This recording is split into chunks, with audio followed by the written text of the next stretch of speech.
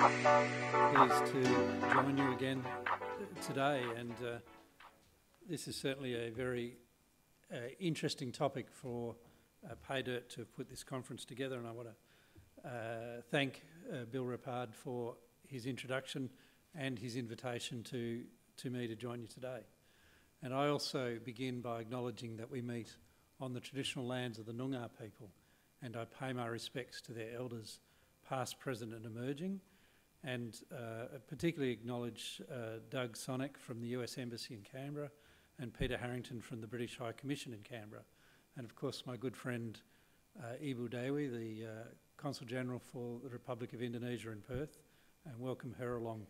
And I point out that Ibu Dewi is very keen to make contact with suppliers of lithium, so if you're in that game, who would have thought, you might want to meet Ibu Dewi during the day.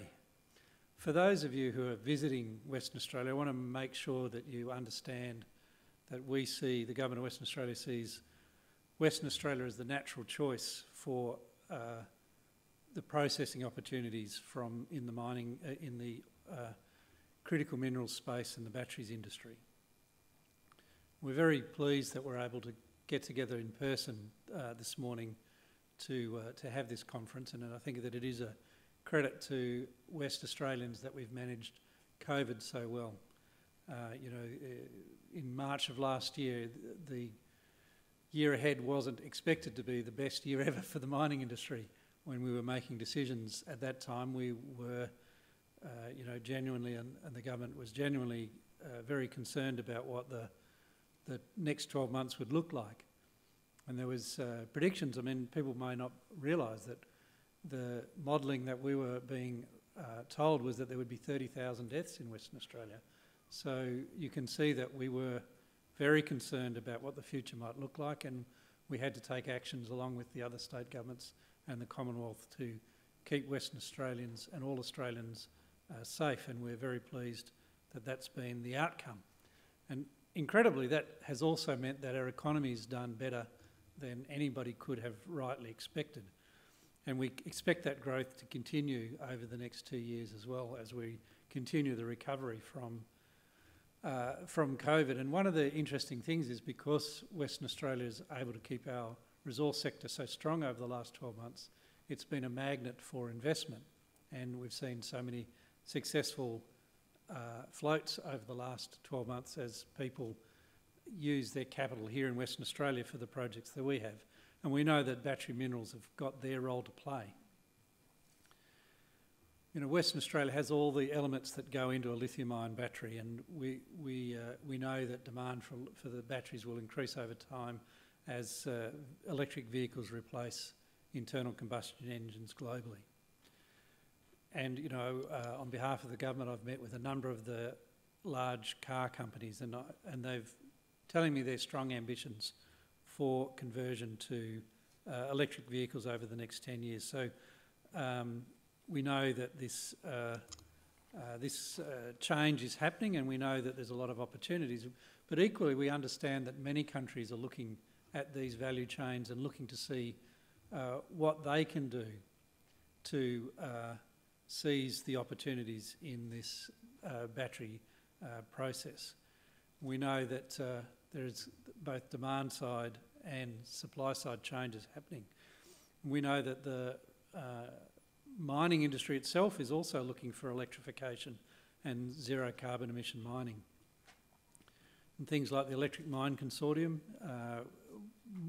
is bringing together major companies to look to see how they can reduce their carbon footprint. Most of the major mining companies now have specific zero carbon objectives, and we know that these are all changes that are rippling through the resources industry. 2 weeks ago, I launched a $1.5 million investment into research and development to help accelerate net zero mining here in Western Australia, and this includes $1 million of competitive funding, which is now open for application to co-fund research that addresses industry challenges to reducing emissions. And the Minerals Research Institute of Western Australia is managing this investment and will host a conference on net zero emission mining later in the year. So we all sort of, I think, understand the opportunities that are available. So the question we have is, how can we take the most to advantage of that for Western Australia? And so that's where we have the future battery industry strategy. Now, we understand that many critical minerals don't go into batteries, but we do include critical minerals in our future battery strategy. We don't do that by accident, but we're only a small government. We don't have a lot of resources, so we need to make sure that we get the most out of the work of the public service. So, as many people will know, the Minerals Research Institute of Western Australia is working very closely with the Future Battery Industries Cooperative Research Centre to explore whether certification can create market advantage for Western Australian battery minerals. It's one of 5 priority areas the government has updated future battery and critical minerals industry strategy focuses on. Other priorities are growing our participation in the global supply chain and promoting investment opportunities to overseas markets to facilitate local mining, processing and manufacturing projects across the value chain of various technologies in the battery industry. Now, I want to address a couple of things there. People should not underestimate the success we've already had in the processing of battery materials. BHP Nickel West is converting their nickel refinery to produce nickel sulphate.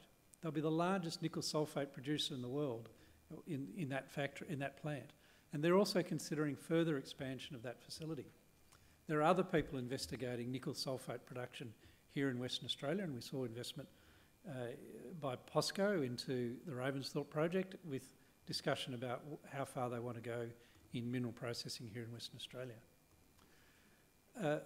We currently have 2 lithium hydroxide plants under construction and a third which just received its environmental approvals just now. And a dedicated investor in that third project, Covalent Lithium, who are motivated to get that project to fruition. That will make us the largest producers of lithium hydroxide outside China. So it's not that we're not actually succeeding in our ambitions to move down the processing chain. And there's various other high purity alumina and graphite projects here in Western Australia that are also moving towards investment decisions. And the government of Western Australia is pleased to continue to engage with them. What I also want to let you know about is the further opportunities that we see in this space. And I want to just address one of those. And that's the opportunity for precursor cathode active materials, or PCAM, manufacturing here in Western Australia. People may know the long chain that occurs to get raw materials processed to become a battery. And so the spot that we're concentrating on right now is the precursor and cathode materials step, where the various elements are brought together to get ready to go into battery and cell manufacturing. Now, I make it clear, we understand that the most likely place for a gigafactory is close to large demand. Ibu Dewi, representing the government of Indonesia, a major car manufacturing location, it's very likely that you'll see a gigafactory being built, or many gigafactories being built in Indonesia. But there is a genuine opportunity to have precursors and cathode active materials produced in Western Australia. And so that's the point at which we're currently encouraging international investment.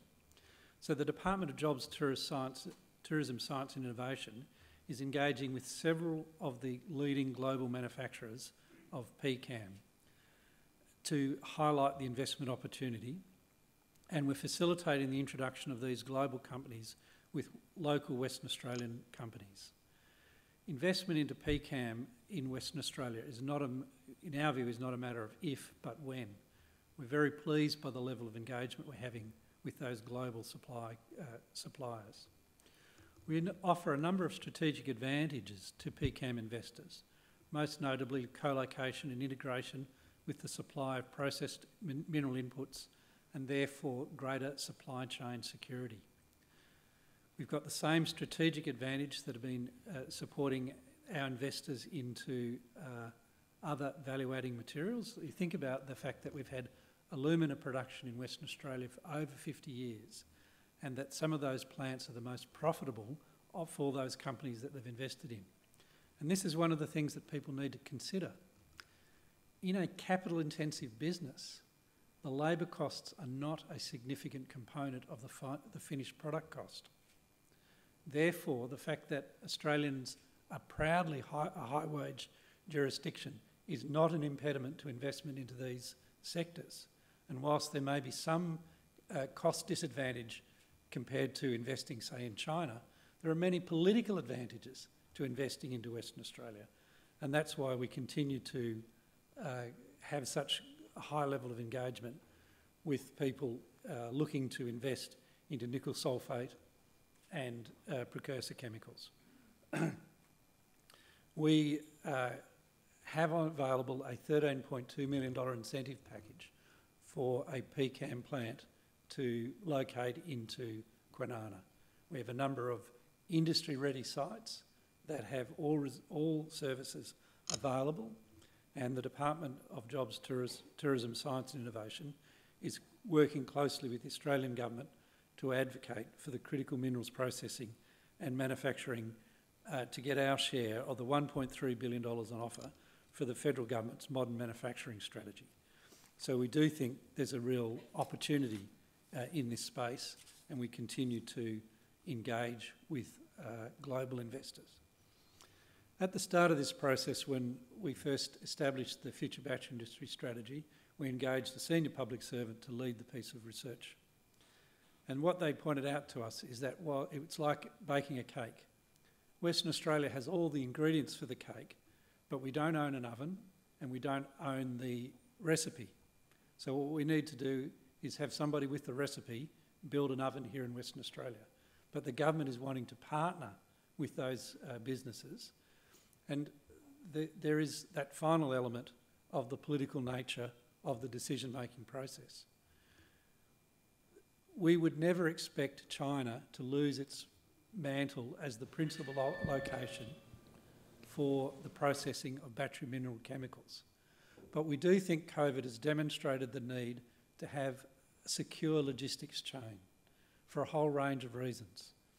And Western Australia is an ideal location for that investment in the processing steps along the battery industry chain. And we're very pleased by the level of engagement that we've had with a range of those global suppliers of battery chemicals. And we're very hopeful of success in this space. So I want to now just conclude by saying that we are, as the Government of Western Australia, committed to seizing the opportunity to increase our activities across the value chain and showcase Western Australia as a credible partner to the globe. We believe Western Australia is the best place to do business. And one of the reasons for that is because we have a solid regulatory framework. We don't change the regulations for political reasons. We allow, along with the Commonwealth Government, subject to taxation laws, 100% foreign ownership. We permit 100% repatriation of profits. Other than taxation laws, we don't restrict dividend payments. We don't require future sell down to local partners, although we're very pleased with the fact that all three hydroxide projects have Australian shareholders. We are an open trading economy. We have a highly skilled workforce, and don't forget they're actually not just highly skilled, but very productive. Have a look at the iron ore sector. Think about the labour productivity in the iron ore sector, and you can see what can be achieved in Western Australia with West Australian labour applying technology to solve industrial problems. And we know that that ambition, that capability can just as easily be applied to investments into the battery metals chain. We're in an enviable position here in Western Australia, and COVID has demonstrated that this is probably the best place in the world to invest. We can't achieve our ambition without being globally engaged, and Western Australia looks forward to partnering with international investors into Western Australia's battery industry. But equally, we would be very pleased to engage with local investors who wanted to take up these opportunities. We don't know what the future industry will look like, and we can imagine by looking at other industries, as this industry matures and global demand increases, that there will be significant changes to the capital structure of the industry. But we can be very confident that we'll be playing a major role in the global battery industry supply chain in the future. And I want to congratulate PayDirt for putting this conference on, and thank you all for coming along to playing your role in the execution of that vision. Thank you all very much.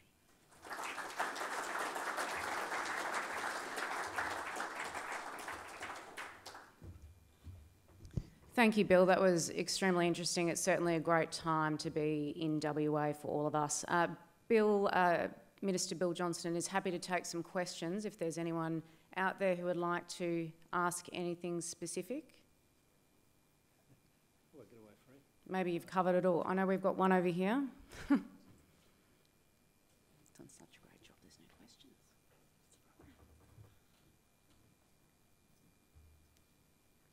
I think we're just locating a microphone. Thanks, Minister.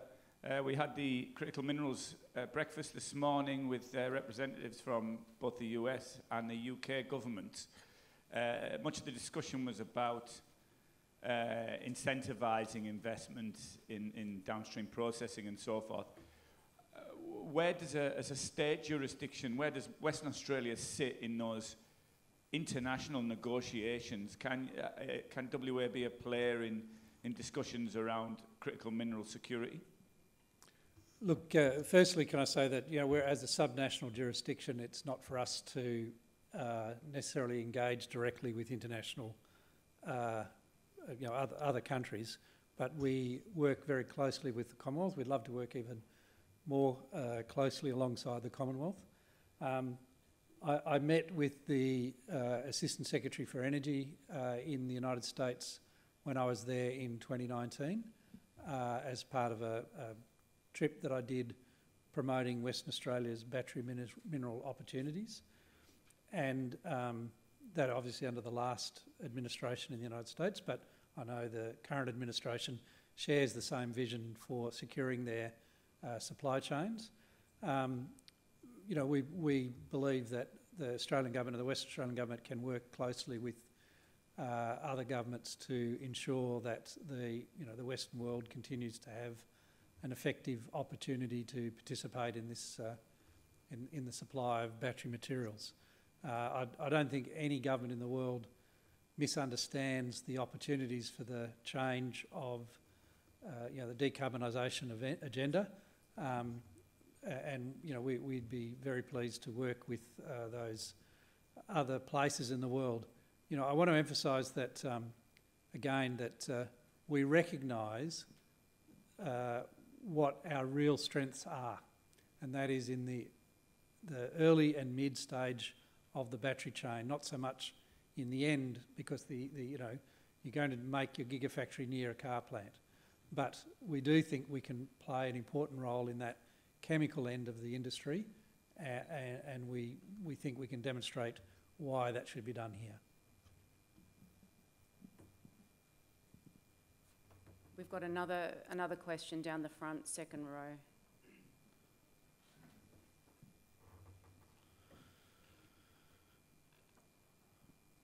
Morning, Bill.